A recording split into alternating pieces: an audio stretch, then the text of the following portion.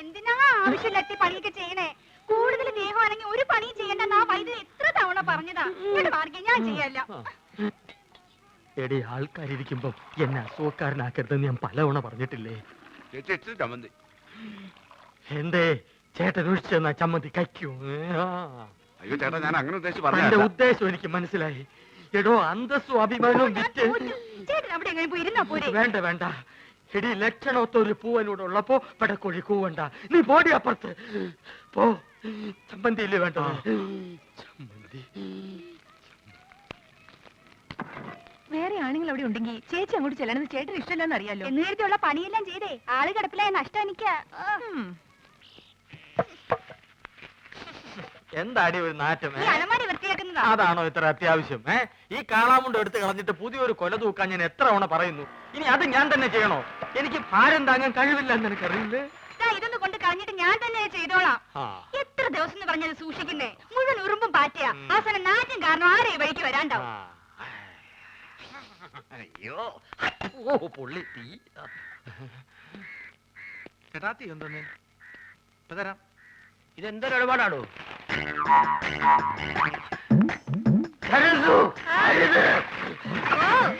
അയ്യോ, കാടി തട്ടിയോ? സുഗുണം വരുന്നുണ്ട്. കളഞ്ഞോ? നീ ആ പഴക്കൊല്ലെടുത്തു തൂക്കു പോ.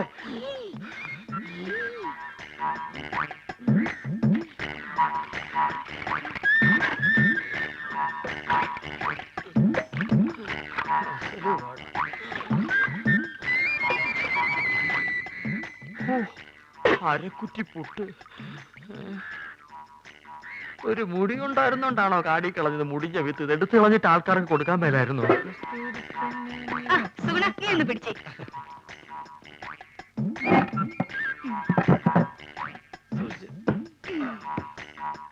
ഇതൊക്കെ ചേട്ടന് ആരോഗ്യമില്ലാത്തന്റെ കുഴപ്പാ. ഉള്ള കാര്യം പറയാലോ. എന്ത് ചെയ്യാൻ എന്റെ സുഗുണ? എന്ത് ചെയ്യണമെന്ന് എനിക്കറിയാവിടെ.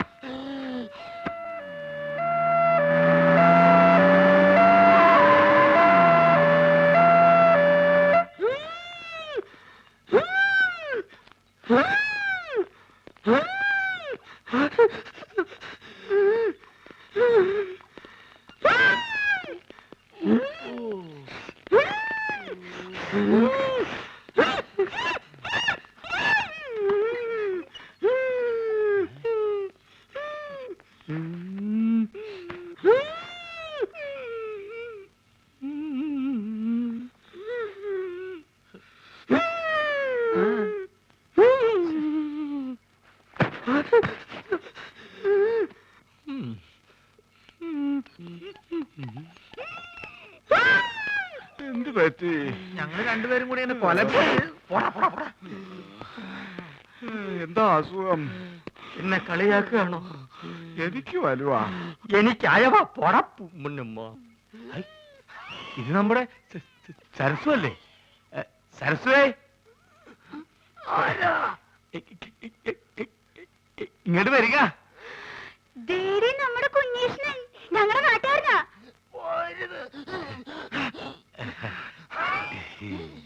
അയ്യോ കുഞ്ഞീഷ്ണൻ, എന്ത് പറ്റി? ഒന്നും പറയണ്ട എന്റെ സരസ്വേ. ഉത്സവത്തിന് ആനപ്പുറത്തുനിന്ന് വീണതാ. ആനയൊന്ന് ചവിട്ടി. അത് സരസ്വന്റെ ആളാ. എന്താ പറ്റി? അതൊന്ന് വീണതാ. അതും ആനപ്പുറത്തുനിന്നാ?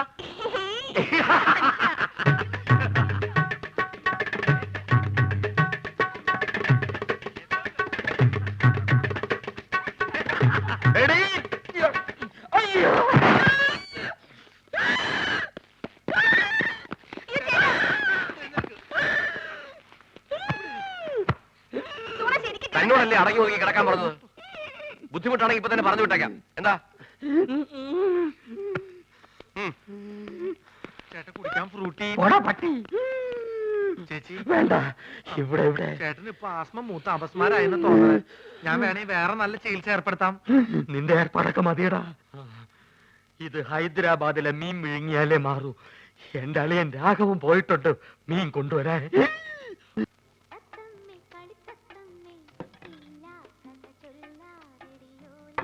ചേച്ചി ആ പഴം പഴുത്തതാണോ? കണ്ടിട്ടെന്ത് തോന്നുന്നു?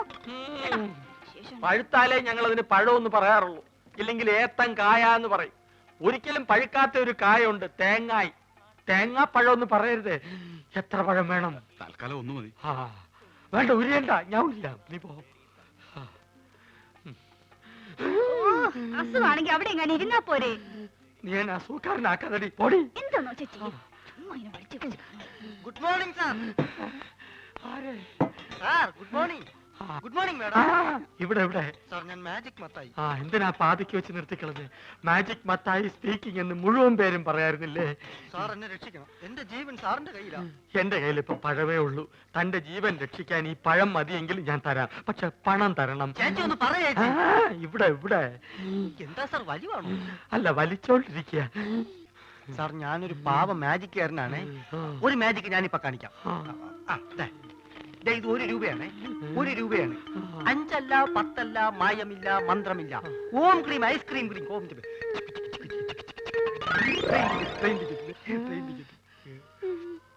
ആ ഗുരുശിഷ്യന്മാര് കാരണം എന്റെ കട പൂട്ടാറായി. ഒരു നമ്പർ കേൾക്കുന്നില്ല. സാർ എങ്ങനെയെങ്കിലും അവരോട് പറഞ്ഞ് എന്നെ അവരുടെ കൂടെ ചേർക്കണം. സാറ് പറഞ്ഞ അവര് കേൾക്കുന്ന എല്ലാരും പറയണേ. സാർ എന്നെ സഹായിക്കണം, ഞാൻ കാല് പിടിക്കണം. സുഖമില്ലാത്ത മനുഷ്യനാ. അയ്യോ. എടി, നീ വീണ്ടും എന്നെ അസുഖക്കാരനാക്കരുത്, പോയി ക്ലാസ് വഴി. ഞാൻ പറഞ്ഞ അവര് കേൾക്കുമെന്ന് ആരാ പറഞ്ഞത്? പലരും പറഞ്ഞു സാറിന് മാത്രമേ അവർക്ക് പേടിയുള്ളൂ എന്ന്. ആ അത് ശരിയാണ്. ആ, അല്ല ഇതാര് സർക്കാരോ? ആ പേരല്ലോടാ നീ എന്നോട് ആദ്യം പറഞ്ഞത്.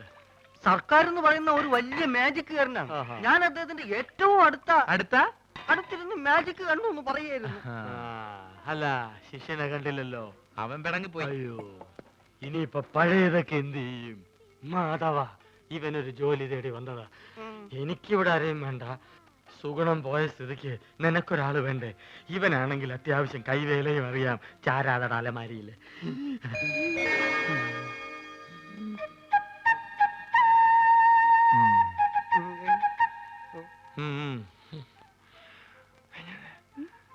പഴയ സാധനങ്ങൾ തിന്നാ ഒരുത്തം വേണ്ടേ? അതാ പറഞ്ഞത്. പക്ഷെ അവനെ കണ്ടിട്ട് അങ്ങനെ തോന്നുന്നില്ലല്ലോ. ചിലരെ കണ്ട അങ്ങനെ തോന്നൂല. Glass glass. ഞാൻ എന്നെ അന്വേഷിച്ച് പുറേ പോയി. അവിടെ ഇല്ലാന്ന് കണ്ടപ്പോ എനിക്ക് ഉറപ്പാണ് നീ ഇവിടെ ഉണ്ടാവുന്നത്. അതല്ലേ ഞാനും ഇങ്ങോട്ട് തന്നെ പോന്നത്. ഈ സാറാണ് ആശാന്റെ ഗോഡ് ഫാദർ എന്നാ എല്ലാരും പറയണേ. പുതിയ അവതാരം ഞങ്ങളുടെ ട്രൂപ്പിൽ പുതുതായിട്ട് ചേർത്തിരിക്കുക. അല്ല മുമ്പുണ്ടായി കുറഞ്ഞ എത്തുകയോ? അല്ല ഇക്ക പോയ കാര്യം എന്തായി? എല്ലാം ഹലാക്കായി. നമ്മളിവിടെ വർഗീയത ഉണ്ടാക്കാന്നും പറയും. നമ്മൾ അറബിക്ക് അവിടെ കംപ്ലൈന്റ് എത്തിയിട്ടുണ്ട്. ഈ ആന കാരണം നമ്മളെ വിസിം പോയി കിട്ടി. നമ്മളെ ബാപ്പക്ക് റാഹത്തായി. ലേശെങ്കിലും ബുദ്ധി ഉണ്ടായിരുന്നെങ്കിൽ നമ്മളെ ബാപ്പനെ ആ മന്ന ബുദ്ധിനെങ്കിലും വിളിച്ചേനെ. അതുകൊണ്ട് നമ്മളൊന്ന് തീരുമാനിച്ച് ഒന്നുമില്ല, വിസ ശരിയാകുന്നത് വരെ എന്റെ ട്രൂപ്പിൽ നമ്മൾ തന്നെ മാനേജർ.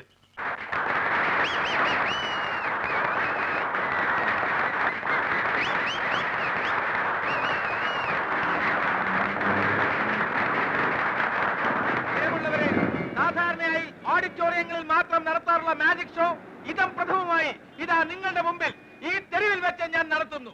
കാലി കൽക്കത്ത വാലി, ബനാറസ് വാലി, മേരാ ഗുരു ചരൺ ദാസ് അലി വാലിയ കീ. ഇതൊരു മെഴുകുതിരിയാണ്. സംശയമുള്ളവർക്ക് നോക്കാം, പരിശോധിക്കാം. വരൂ വരൂ.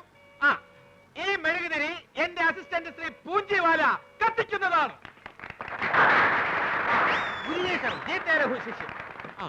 ഇത് ഒരു കുഴലാണ്. ഇത് കുഴലാണെന്ന് നോക്കൂ. നോക്കൂ, കുഴലല്ലേ? ആ കുഴലാണ്. നോക്കൂ, കുഴലല്ലേ? ആണ് ആണ്. ഇത് ആ വരൂ അസിസ്റ്റന്റ്. ആരടി കുഴലല്ലേ? അതെ ആണ്. ആ ജീ തരൂ, ഇനി തരൂ. ഈ കുഴല് വെച്ച് ഞാൻ ഇതാ അടയ്ക്കാൻ ഗുരു അത് കെട്ടുപോകും. കെട്ടുപോകില്ല, ഒന്നും അണയുകയില്ല. നോക്കിക്കോളൂ. കാലി കൽക്കത്ത വാലി, ബനാറസ് വാലി, ദില്ലി വാലി, സബ്ജറി ബർജറി, ഖബർദാർ ഖബർദാർ ഖബർദാർ.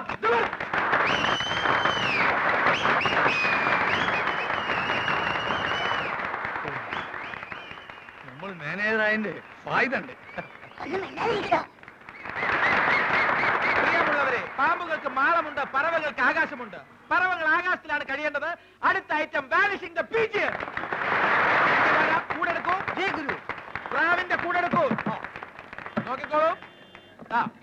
ഇത് കാലിയാണ്. ഐറ്റം കാണിക്കാൻ പോവുകയാണ്. ബോബി, ആ പ്രാവിനെ ഇങ്ങ് കൊണ്ടുവരൂ. ദാ ഈ പ്രാവിനെ ഞാൻ ഈ കൂട്ടിനകത്താക്കാൻ പോവുകയാണ്. ബോബി റെഡി? പതുക്കെ പ്രാവിനെ കൂട്ടിനകത്തേക്ക് കയറ്റിക്കൊള്ളൂ. ആ പതുക്കെ പതുക്കെ, അതിനെ വേദനിപ്പിക്കാതെ. അതെ, അങ്ങനെ. ആ റെഡി?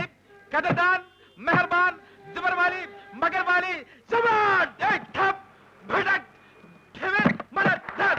ആ പ്രാവ് മാഞ്ഞു പോയിരിക്കുന്നു. അതാണ് മന്ത്രത്തിന്റെ ശക്തി. ഈ ഒരു ഐറ്റം നമുക്ക് ഗൾഫിൽ ഇറക്കിയാൽ എങ്ങനെ?